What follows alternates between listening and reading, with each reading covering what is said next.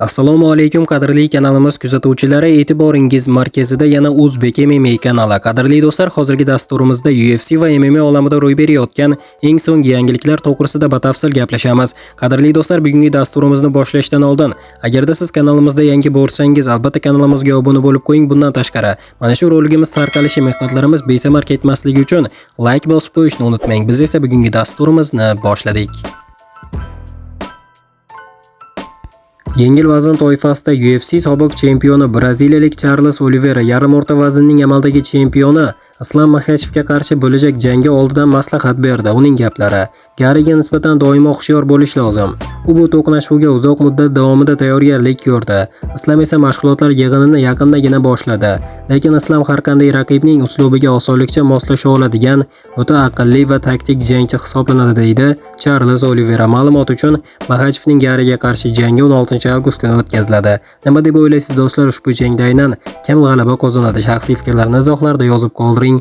Barcha fikrlarni o'qib chiqaman. Ikkita vazn toifasida UFC sobiq chempioni Conor McGregor UFC 329 turnirida Max Hollowayga qarshi jangda olgan jarohati haqida ma'lumot berdi va taxminan qachon qaytishni rejalashtirayotganini bildirdi. Yangilik: bu oldingi cross bog'lan va menisek jarohatiga o'xshash holat bo'ldi, faqat bu safar boshqa oyoqda. O'sha paytda 9 oy ichida qaytib, Brandaoga qarshi jang qilganman. Hozirgi tiklanish tibbiyoti va mashg'ulot usullarini hisobga olsak, kelasi yozgacha qaytishim real maqsad. Men hozirning o'zidayoq qo'ltiqtayoqsiz yuryapman. Bir necha kun oldin trenajyorda oyoq mashqlarini bemalol bajardim. Bu juda ijobiy holat.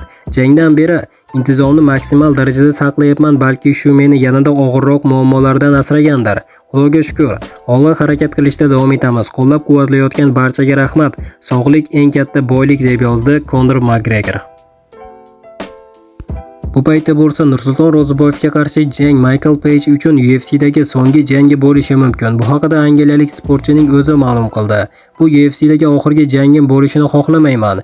Men kattaroq janglar uchun intilmoqchiman. Bu narsalar haqida ortiqcha tashvishlanishni xohlamayman.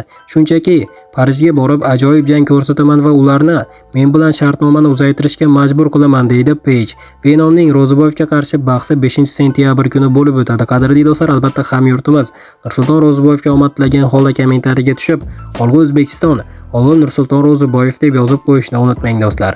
Ayni damda hamyurtimiz Nursulton Ro'ziboyev navbatdagi jangi uchun okean ortiga tayyorgarlik ko'radi. Hamyurtimiz 5-sentyabr kuni Fransiya poytaxti Parijda tashkil etiladigan UFC Fight Night turniri doirasida angliyalik Michael Venom Page bilan bahs olib boradi.